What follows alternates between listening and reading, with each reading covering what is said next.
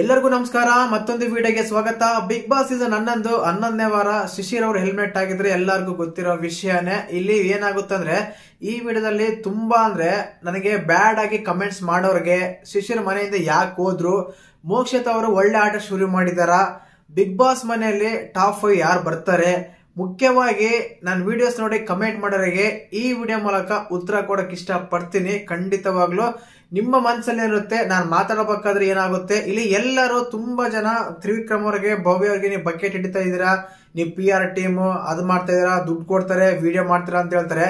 ನನ್ಗಿರೋದೆ 5-6 ಸಾವಿರ ಸಬ್ಸ್ಕ್ರೈಬರ್ ಇದಾರೆ, 5-6 ಸಾವಿರ ಇದ್ದಾರೆ. ನನಗೆ ಯಾರಿಗೂ ದುಡ್ಡು ಕೊಡ್ತಾರೆ ಅಲ್ವಾ?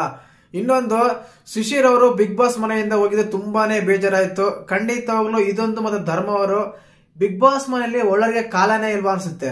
ಯಾಕಂದ್ರೆ ಒಳ್ಳೆ ಆಟ ಆನೆಸ್ಟ್ ಆಡ್ತಾರೆ, ಯಾರಿಗೂ ಕೆಟ್ಟದ್ ಬಯಸಲ್ಲ, ತುಂಬಾ ಚೆನ್ನಾಗಿರ್ತಾರೆ, ಎಲ್ಲಾರ ಹತ್ರ ಒಳ್ಳೇದ್ ಮಾತಾಡ್ತಾರೆ. ಅಂತರೂ ಬಿಗ್ ಬಾಸ್ ಮನೇಲಿ ಇರಲ್ಲ ಅಂದ್ರೆ ತುಂಬಾ ಬೇಜಾರಾಗೋದು ಗ್ಯಾರಂಟಿ. ಯಾಕಂದ್ರೆ ಇಲ್ಲಿ ಬೆನ್ನಿಂದ ಮಾತಾಡ್ಬೇಕು, ಗಾಸಿಪ್ಸ್ ಮಾಡಿಸ್ಬೇಕು, ಮತ್ತೆ ಬೇರೆ ಹತ್ರ ಜಗಳ ಆಡ್ಬೇಕು, ಬೇರೆ ಹತ್ರ ಇದು ಮಾಡ್ಬೇಕು, ಅದು ಮಾಡ್ಬೇಕು ಅಂತವ್ರು ಮಾತ್ರನೇ ಉಳಿತಾರೆ ಅಂದ್ರೆ ಒಂದೊಂದ್ಸಲ ಬೇಜಾರಾಗುತ್ತೆ. ಬಟ್ ತುಂಬಾ ಸಲ ನೋಡಿ ಓಟು ಕೌಂಟ್ ಆಗುತ್ತೆ, ಇಲ್ಲ ಅಂತಲ್ಲ. ನಾನು ವೋಟಿಂಗ್ ರಿಸಲ್ಟ್ ಹೇಳಿದಾಗ ಶಿಶಿರ್ ಅವರು 3ನೇ ಸ್ಥಾನದಲ್ಲೇ 4ನೇ ಸ್ಥಾನದಲ್ಲಿ ಅಂತ ಹೇಳಿದ್ದೆ. ಬಟ್ ಅದು ಸತ್ಯ ಕೂಡ ಹೌದು. ಯಾಕಂದ್ರೆ ನೀವು ಬೇರೆ ಏನು ತಲೆನೇ ಕೆಡ್ಸ್ಕೊಬೇಡಿ, ಇವರು just social media watch it. Social media ನೋಡಿದಾಗ ಅವ್ರ ಒಂದು ಫ್ಯಾನ್ಸ್ ಆಗ್ಲಿ, ವೋಟ್ ಮಾಡೋದಾಗ್ಲಿ, ಕಮೆಂಟ್ಸ್ ಆಗ್ಲಿ, ಪೋಲ್ಸ್ ಮಾಡೋದಾಗ್ಲಿ, ಇನ್ಸ್ಟಾಗ್ರಾಮ್ ಫೋಲ್ಸ್ ಆಗ್ಲಿ, ಟ್ವಿಟರ್ ಫೋಲ್ಸ್ ಆಗ್ಲಿ, ವಾಟ್ಸ್ಆಪ್ ಫೋಲ್ಸ್ ಆಗ್ಲಿ, ಯೂಟ್ಯೂಬ್ ಫೋಲ್ಸ್ ಆಗ್ಲಿ, ಇದೆಲ್ಲ ಕನ್ಸಿಡರ್ ಮಾಡಿದಾಗ ಒಂದೊಂದು ಫೋಲ್ಸ್ಗೆ 40-50 ಸಾವಿರ ಒಂದು oats Shishir best, Shishir vote ಮಾಡ್ಬೇಕಂತ ಬಂದಾಗ ಯಾವ ರೀತಿ ಹೇಳಕ್ಕಾಗುತ್ತೆ ಶಿಶಿರ್ ಔಟ್ ಆಗ್ತಾರೆ ಅಂತೇಳಿ? ಖಂಡಿತವಾಗ್ಲೂ ಸತ್ಯ. ಬಟ್ ಕಲರ್ಸ್ ಕನ್ನಡ ಅವರು ಒಂದು ಕೇವಲ ವೋಟ್ ಮಾತ್ರ ಕನ್ಸಿಡರ್ ಮಾಡಲ್ಲ, ಅವರು ಬೇರೆ ಎಲ್ಲಾನು ಕನ್ಸಿಡರ್ ಮಾಡ್ತಾರೆ. ಒಂದು ಗಾಸಿಪ್ಸ್ ಆಗಿರ್ಬೋದು, ಬೆನ್ನಿಂದ ಮಾತಾಡೋದಾಗಿರ್ಬೋದು, ಆಟ ಆಗಿರ್ಬೋದು, ಎಂಟರ್ಟೈನ್ಮೆಂಟ್ ಆಗಿರ್ಬೋದು, ಎಲ್ಲವನ್ನೂ ಇನ್ಕ್ಲೂಡ್ ಮಾಡ್ತಾರೆ ವಿತ್ ಫ್ಯಾನ್ಸ್. ಕನ್ಫರ್ಮ್. ಯಾಕಂದ್ರೆ ಕಲರ್ಸ್ ಕನ್ನಡ ಅವರು ಒಂದು ಇನ್ಸ್ಟಾಗ್ರಾಮ್ ಇದೆ, ಫೇಸ್ಬುಕ್ ಇದೆ, ಯೂಟ್ಯೂಬ್ ಇದೆ, ಎಲ್ಲಾನು ಇದೆ. ಅದ್ರ ಮೇಲೂ ಕೂಡ ತುಂಬಾ ಡಿಪೆಂಡ್ ಆಗ್ತಾರೆ. ನಾನು ಅದಕ್ಕೆ ಹೇಳೋದು ಪ್ರತಿ ಸಲನು ನಿಮ್ಮ ಫೇವರೇಟ್ ಕಂಟೆಸ್ಟೆಂಟ್ ಯಾರು, ಅದು ಯಾರು ವೋಟ್ ಮಾಡ್ತೀರಾ, ಹ್ಯಾಶ್ಟ್ಯಾಗ್ ಆಗಿ ಕಮೆಂಟ್ ಮಾಡಿ ಅಂತ. ಇಲ್ಲಿ ಮುಖ್ಯವಾಗಿ ವಿಶೇಷವಾಗಿ ಮೋಕ್ಷಿತ್ ಅವರ ಆಟ ಬದಲಾವಣೆ ಆಗಿದೆ. ಇದೇ ರೀತಿ ಆಗ್ಲಿ, ಒಳ್ಳೇದಾಗ್ಲಿ, ಚೆನ್ನಾಗಿ ಆಡ್ಲಿ ಅಂತ ಬಯಸೋಣ.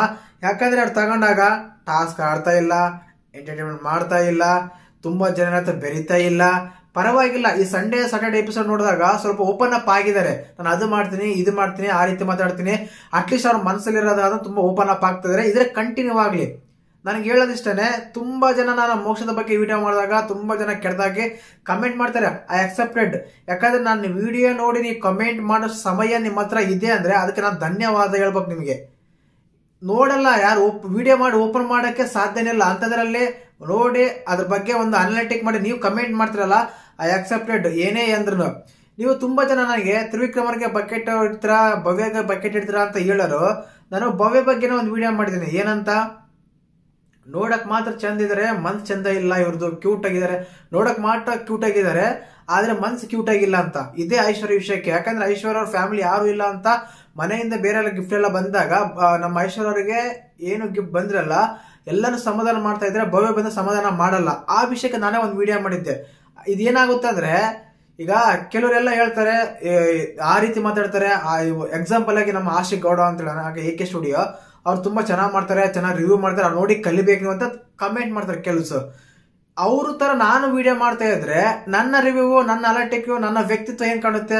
ಅವ್ರದ್ದು ಸೇಮ್ ಆಗುತ್ತಾನೆ, ಡಿಫ್ರೆಂಟ್ ಇರ್ಬೇಕಾನೆ. ಹಂಗಂತ ನಾನು ಅವ್ರ ರೀತಿ ಹೇಳಕ್ ಆಗಲ್ಲ. ನನ್ಗೇನ್ ಅನ್ಸುತ್ತೋ, ನನ್ನ ಮನ್ಸಲ್ಲಿ ಏನ್ ಅನ್ಸುತ್ತೋ, ನನ್ನ ಎಪಿಸೋಡ್ ನೋಡಿದಾಗ ಏನ್ ಅನ್ಸುತ್ತೋ ಅದನ್ನ ನಾನು ಹೇಳ್ತೀನಿ. ಅದ್ ಬಿಟ್ಬಿಟ್ಟು ಬೇರೆ ಯಾರೋ ಹೇಳ್ತಾರೆ ಅದನ್ನೇ ನಾನು ಹೇಳ್ಬೇಕಂದ್ರೆ ಆಗಲ್ಲ. ಆ ರೀತಿಯಾಗಿ ನಾನು ಒಂದು ಮಾತ್ರ ಥ್ಯಾಂಕ್ಸ್ ಹೇಳ್ತೀನಿ. ನೀವ್ ಏನೇ ಕೊಟ್ರು ಅದು ತಗೊಳಕ್ ನಾನು ರೆಡಿ ಇರ್ತೀನಿ. ಯಾಕಂದ್ರೆ ನಾವು ಮಾಡಿರೋ ವಿಡಿಯೋಸ್ ನೋಡ್ತಾ ಇದ್ದೀರಾ, ಕಮೆಂಟ್ ಮಾಡ್ತಾ ಇದ್ದೀರಾ, ಅದ್ರ ಬಗ್ಗೆ ಒಂದು ಎಕ್ಸ್ಪ್ರೆಷನ್ ಕೊಡ್ತಾ ಇದ್ದೀರಾ ಅಂದ್ರೆ ಅದರಿಂದ ನಾನು ಕಲಿಯೋ ವಿಷಯಗಳು ತುಂಬಾನೇ ಇರ್ತವೆ, ಕಲಿಬೇಕು ಅದರಿಂದ. ಯಾಕಂದ್ರೆ ಈ ರೀತಿ ಮಾತಾಡಬಾರ್ದ, ಈ ರೀತಿ ಬರಬಾರ್ದ. ನಾನು ಇನ್ನ ಸ್ಟಾರ್ಟಿಂಗ್ ಚಾನಲ್ಸ್ ನಂದಿದ್ದು, ಯಾವ್ದೋ ಕಾರಣಕ್ಕೆ ಚಾನಲ್ ಶುರು ಮಾಡಿದೆ, ಇನ್ನು ಯಾವ್ದೋ ಕಾರಣಕ್ಕೆ ಇದಾಗ್ತಾ ಇದೆ. ಒಂದಂತೂ ಸತ್ಯ, ಬಿಗ್ ಬಾಸ್ ಅಂತ ಬಂದಾಗ ವ್ಯಕ್ತಿತ್ವಗಳ ಆಟ ಆಡೋದು ತುಂಬಾ ಮುಖ್ಯ ಆಗಿರುತ್ತೆ. ನಾನಂತೂ ಯಾರಿಗೂ PR ಮಾಡ್ತಾ ಇಲ್ಲ, ನನ್ಗೆ ಯಾರು ದುಡ್ಡು ಕೊಡಲ್ಲ ಗುರು. ಹೆಂಗ ಗುರು ದುಡ್ಡು ಕೊಡ್ತಾರೆ? 1 ಲಕ್ಷ 2 ಲಕ್ಷ ಸಬ್ಸ್ಕ್ರೈಬರ್ ಇರೋರಿಗೆ ಅವ್ರಿಗೆ ಇದಾಗಲ್ಲ. ನಾನು 5-6 ಸಾವಿರ ಸಬ್ಸ್ಕ್ರೈಬರ್ ಇರೋರಿಗೆ ಎಲ್ಲಿಂದ ದುಡ್ಡು ಕೊಡ್ತಾರೆ ಹೇಳಿ? ವ್ಯೂಸ್ ಬರೋದೇ 10,000 20,000 ವ್ಯೂಸ್ ಬರ್ತವೆ, ಅದರಿಗೂ ದುಡ್ಡನೇ ಬರಲ್ಲ. ಅಂತದ್ರಲ್ಲಿ ಇವರೆಲ್ಲ ಅದು ಮಾಡ್ತಾರೆ ಇದು ಮಾಡ್ತಾರೆ, ಬಕೆಟ್ ಇಡ್ತಾರೆ. ಎನಿವೆ ನಾನು ಹೇಳ್ತೀನಿ, ಈಗಲೂ ಹೇಳ್ತೀನಿ, ಆಮೇಲೆ ಹೇಳ್ತೀನಿ, ಯಾವಾಗ್ಲೂ ಹೇಳ್ತೀನಿ, ನಿಮ್ಮ ಇಷ್ಟ ಬಂದು ನೀವು ಬರ್ಕೊಳ್ಳಿ. ಯಾಕಂದ್ರೆ ನಿಮ್ಮ ಫೇವ್ರೇಟ್ ಕಂಟೆಸ್ಟೆಂಟ್ ಬಗ್ಗೆ ನಾನು ಒಳ್ಳೇದು ಮಾತಾಡಿದಾಗ ಸೂಪರ್ ಸರ್, ಚಂದ ಸರ್, ಚೆನ್ನಾಗಿ ಮಾತಾಡಿದೆ ಸರ್ ಅಂತ ನೀವು ಹೇಳೋರು. ನೀವು ನಿಮ್ಮ ಕಂಟೆಸ್ಟೆಂಟ್ ಬಗ್ಗೆ ಯಾವಾಗ ನಾನು ತಪ್ಪು ಮಾತಾಡ್ದ ಮತ್ತೆ ಅವಾಗ ಕೆಟ್ಟದಾಗ್ಬಿಡುತ್ತೆ. ಅದು ಎನಿವೆ ನೋ ಪ್ರಾಬ್ಲಮ್. ನಿಮ್ಮ ಮೈಂಡ್ ಸೆಟ್, ನಿಮ್ಮ ಮನಸ್ಸಿಗೆ ಆ ಟೈಮಲ್ಲಿ ಯಾರು ಇರ್ತೀರ ಅಂತ ನಾವು ಅದಕ್ಕೆ ಬಗ್ಗೆ ಹೇಳಕ್ಕಾಗಲ್ಲ, ಏನೂ ಮಾಡೋಕ್ಕಾಗಲ್ಲ. ಒಂದಂತೂ ಸತ್ಯ, ಶಿಶಿರ್ ಅವ್ರು ಒಳ್ಳೆ ವ್ಯಕ್ತಿ, ಒಳ್ಳೆ ಆಟ ಆಡಿದ್ದಾರೆ. ಬಟ್ ಹೇಳ್ದಲ್ಲ, ಅವ್ರ ಆಟ ಎಲ್ಲೋ ಬೇರೆ ಕೈ ಕೊಟ್ಬಿಟ್ರ ಅಂತ ಅನ್ಸುತ್ತೆ. ಅದ್ರಲ್ಲಿ ಸ್ವಲ್ಪ ಮೋಕ್ಷಿತ್ ಅವರು ಸ್ವಲ್ಪನೂ ಇದೆ, ಬಟ್ ಹೆಚ್ಚು ಅಂದ್ರೆ ಐಶ್ವರ್ಯ ಅವರೇ. ಆದ ಕಾರಣ ಇಲ್ಲಿ ಏನಾಗುತ್ತೆ ಅಂದ್ರೆ ಅವರೇನೇ ಕಳ್ಸಿಬಿಟ್ರ ಅನ್ಸುತ್ತೆ ಗುರು. ಲಾಸ್ಟ್ ಟೈಮಲ್ಲಿ ಇವ್ರು ಯಾರನ್ನ ಇವರು ಕೀರ್ತಿ ಧರ್ಮರಾಜ್ ಅವ್ರನ್ನ ಕಳ್ಸಿದ್ದು ಇವರೇ ಅನ್ಸುತ್ತೆ. ಅದಾದ್ಮೇಲೆ ಅಂದ್ರೆ ಮೋಕ್ಷಿತ್ ಅಲ್ಲ, ಐಶ್ವರ್ಯ. ಈ ಸಲನೂ ಆದಾಗ ಅದೇ ರೀತಿ ಅನ್ಸುತ್ತೆ. ಆಕ್ಚುಲಿ ಹೇಳ್ಬೇಕಂದ್ರೆ ಈ ಆಟನೇ ಇಷ್ಟು. ಪ್ರತಿ ಸಲನ ಕಂಡೀಷನ್ ಚೇಂಜ್ ಆಗ್ತಾ ಇರ್ತಾರೆ, ಬೇರೆ ಬರ್ತಾ ಇರ್ತಾರೆ. ಟೈಮಲ್ಲಿ ಸಂಗೀತ ಅವ್ರ ಬಗ್ಗೆ ನಾನು ಈ ರೀತಿ ಹೇಳಿದಾಗಾದ್ರೆ ತುಂಬಾ ಜನ ಬೈಕೊಂಡಿದ್ರು, ಇವ್ರು ಆಗಲ್ಲ ಗೆಲ್ಲಲ್ಲ ಅಂತ ಹೇಳಿದ್ದೆ. ಆ ರೀತಿ ಆದಾಗ ಇದೇ ರೀತಿ ಕಮೆಂಟ್ಸ್ ಬರ್ತಾ ಇತ್ತು.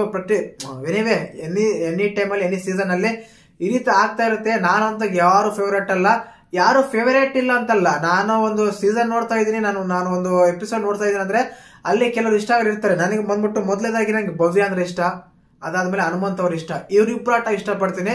ನಾನು ವೋಟ್ ಮಾಡುವಾಗ ಇವ್ರಿಗೆ ವೋಟ್ ಮಾಡ್ತೀನಿ, ಇಲ್ಲ ಅಂತಲ್ಲ. ಬಟ್ ಹಂಗಂತ ಹನುಮಂತ ತಪ್ಪು ಮಾಡಿದ್ರೆ ಸುಮ್ಮನೆ ಇರಲ್ಲ, ಭವ್ಯಗೌಡನ ತಪ್ಪು ಮಾಡಿದ್ರೆ ಸುಮ್ಮನೆ ಇರಲ್ಲ. ಏನೇ ಒಂದು ಮಿಸ್ಟೇಕ್ ಆದ್ರೂ ನಾನು ಅವ್ರ ಬಗ್ಗೆನೇ ರಿವ್ಯೂ ಮಾಡ್ತೀನಿ. ಈ ರೀತಿ ಮಾಡಬಾರ್ದಾಗಿತ್ತು, ಈ ರೀತಿ ಮಾಡ್ಬೇಕಾಗಿತ್ತು, ಇವ್ರು ಮಾಡಿದ ತಪ್ಪು ಅಂತ. ಅದ್ ಬಿಟ್ಬಿಟ್ಟು ಯಾರಿಗೂ ಒಬ್ರಿಗೇನೆ ನಾವು ಫೇವರಿಸಮ್ ಮಾಡಲ್ಲ, ಮಾಡೋದು ಇಲ್ಲ. ಅದು ನಿಮ್ಗೆ ಅನ್ಸಿದ್ರೆ ಅದು ನನ್ನ ತಪ್ಪೇನಾಗಲ್ಲ. ಅದು ನಿಮ್ಮ ಆಲೋಚನೆಯಲ್ಲಿ ಬೇರೆ ಇರುತ್ತೆ. 5 ಬೆರಳು ಸಮನಾಗಿರಲ್ಲ, ಬೇರೆ ಬೇರೆ ಬೇರೆ ಇರುತ್ತೆ. ನಿಮ್ಮ 5 ಜನನ ಒಂದು ಥಿಂಕಿಂಗು ಬೇರೆ ಇರುತ್ತೆ. ಆಲೋಚನೆ ಎಲ್ಲರ ಆಲೋಚನೆನೂ ಸೇಮ್ ಇರ್ಬೇಕಂತ ಏನಿಲ್ಲ. ಈಗ ಒಂದು ಸಿನಿಮಾ ನೋಡಿದಾಗ 5 ಜನ ಹೋದಾಗ ಇಬ್ರಿಗೆ ಇಷ್ಟ ಆದ್ರೆ 3ರಿಗೆ ಇಷ್ಟ ಆಗಿರಲ್ಲ. ಹಂಗಂತ ಅವ್ರು 3 ತಪ್ಪು ಅಂತ ಹೇಳಕ್ಕಾಗಲ್ಲ. ಅದು ಅವ್ರ ಆಲೋಚನೆಯಲ್ಲಿ. ಅದೇ ರೀತಿಯಾಗಿ ನಿಮ್ಮ ಆಲೋಚನೆಯಲ್ಲಿ ನಿಮ್ಗೇನಂತ ಅದು ನಿಮಗ್ ಬಿಟ್ಟಿದ್ದು ಇತ್ತು.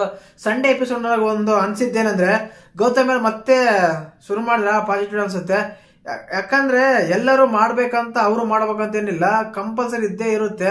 ಅಲ್ಲಿ ಒಂದು ದೊಡ್ಡ ವ್ಯಕ್ತಿ ಒಂದು ಹೋಸ್ಟ್ ಮಾಡ್ತಾ ಈ ರೀತಿ ಒಂದು ಕಂಟೆಂಟ್ ಕೊಟ್ಟಾಗ, ಈ ರೀತಿ ಒಂದು ಟೈಮ್ ಕೊಟ್ಟಾಗ ನೀವು ಮಂಜಾನಿಗೆ ಪಂಚ್ ಮಾಡೋದಾಗಿತ್ತು, ಸೊರ ಹೋಗೇ ಹೋಗೋದಲ್ಲ. ಈ ರೀತಿ ಅನಿಸ್ತಾ ಇತ್ತು. ಮೋಕ್ಷಿತ್ ಅವರು ಆಟ ಬದಲಾವಣೆ ಮಾಡಿದರೆ ಮಾಡಬೇಕು. ಯಾಕಂದ್ರೆ ಅವ್ರದ್ದು ಇನ್ನೂ ಆಟ ಚೆನ್ನಾಗಿ ಆಡ್ಬೇಕು ಅವರು, ಕಂಪೇರ್ ಟು ಭವ್ಯಗೌಡ ಅಂತ ಹೇಳಿದ್ರೆ ಮತ್ತೆ ಅದೇ ಕ್ವಶನ್ ಬರುತ್ತೆ. ನಾನು ಹೇಳ್ತಿರೋದು ಕೇವಲ ಟಾಸ್ಕ್ ಮಾತ್ರ. ಟಾಸ್ಕ್ ಚೆನ್ನಾಗಿ ಆಡ್ತಾರೆ ಭವ್ಯಗೌಡರು. ಮೋಕ್ಷಿತ್ ಅವರು ಭವ್ಯಗೌಡ ಟಾಸ್ಕ್ ಆಡಕ್ಕಾಗಲ್ಲ, ಆಗಿಲ್ಲ ಇಷ್ಟು ದಿನಗಳಲ್ಲಿ. ಮುಂದಿನ ದಿನಗಳಲ್ಲಿ ಆಟ ಆಡ್ಬೋದು, ಗೊತ್ತಿಲ್ಲ. ಚೆನ್ನಾಗಿ ಆಡ್ಲಿ, ನನಗಿಲ್ಲಿ ಯಾರು ಫೇವ್ರೇಟ್ ಇಲ್ಲ, ಎಲ್ಲರೂ ಬೆಸ್ಟೇ, ಚೆನ್ನಾಗಿ ಕೊಡ್ಲಿ. ಒಂದೊಂದು ಸತ್ಯ, ನನಗೆ ಹನುಮಂತ್ ಅವ್ರ ಸೀಸನ್ ಗೆಲ್ಲಿ ಅಂತ ಅಷ್ಟೇನೆ. ಅದು ಸಿಂಪತಿ ಅನ್ಕೊಂತಿರೋ, ಆಟ ಚೆನ್ನಾಗಿ ಆಡ್ತಾ ಅಂತಿರೋ, ಎನಿವೇ ಏನಾದ್ರೂ ಅದು ನಿಮ್ಮ ಮನಸ್ಸಿಗೆ ಬಿಟ್ಟಿದ್ದು. ಅವ್ರು ಗೆದ್ರೆ ಚೆನ್ನಾಗಿರುತ್ತೆ ಅಂತ. ಬಟ್ ಕಲರ್ಸ್ ಕನ್ನಡದವರಾಗಲಿ ಇಲ್ಲ ಬಿಗ್ ಬಾಸ್ ಟೀಮ್ ಆಗಲಿ ಅವ್ರನ್ನ ವಿನ್ಸ್ ಮಾಡೋದು ತುಂಬಾನೇ ಕಷ್ಟ. ರನ್ನರ್ ಅಪ್ ಬರ್ಬೋದು, ವಿನ್ನರ್ ಕಷ್ಟ. ಟಾಪ್ 5 ಇದ್ದ ಶಿಶಿರ್ ಅವರೇ ಮನೆಗೆ ಹೋಗ್ಬಿಟ್ರು. ನಾನು 66 ದಿನಗಳಲ್ಲಿ ಟಾಪ್ 5 ಅಂತ ಹೇಳಿದ್ದೆ, ಬಟ್ ಆ ಟಾಪ್ 5 ಶಿಶಿರ್ ಅವ್ರ ಮನೆಗೆ ಹೋದ್ರು. ಈಗ ಟಾಪ್ 5 ಬೆಳಿಗ್ಗೆ ವಿಡಿಯೋ ಮಾಡ್ತೀನಿ ಹೇಗಿರ್ತಂತ. ಮತ್ತೆ ನಿಮ್ಮೆಲ್ಲರಿಗೂ ಒಂದು ಥ್ಯಾಂಕ್ಸ್ ಹೇಳಕ್ ಇಷ್ಟಪಡ್ತೀನಿ, ಈ ರೀತಿ ನೋಡೋಕೆ, ಕಮೆಂಟ್ ಮಾಡೋರಿಗೆ. ಮತ್ತೆ ಈ ವಿಡಿಯೋ ನೋಡಿದಾಗ ನನ್ನ ಚಾನಲ್ನ ಸಬ್ಸ್ಕ್ರೈಬ್ ಮಾಡ್ಕೋಬೇಕಂತ ಅನ್ಕೊಂಡ್ರೆ ಸಬ್ಸ್ಕ್ರೈಬ್ ಮಾಡ್ಕೊಳ್ಳಿ. ದಯವಿಟ್ಟು ಯಾರನ್ನ ಹೊಸ ನೋಡ್ತಿದ್ರೆ ಮಿಸ್ ಮಾಡಿದ್ರೆ ಸಬ್ಸ್ಕ್ರೈಬ್ ಮಾಡ್ಕೊಳ್ಳಿ. ವಿಡಿಯೋ ಇಷ್ಟ ಆದ್ರೆ ಮಾತ್ರ. ಜೈ ಹಿಂದ್, ಜೈ ಕರ್ನಾಟಕ.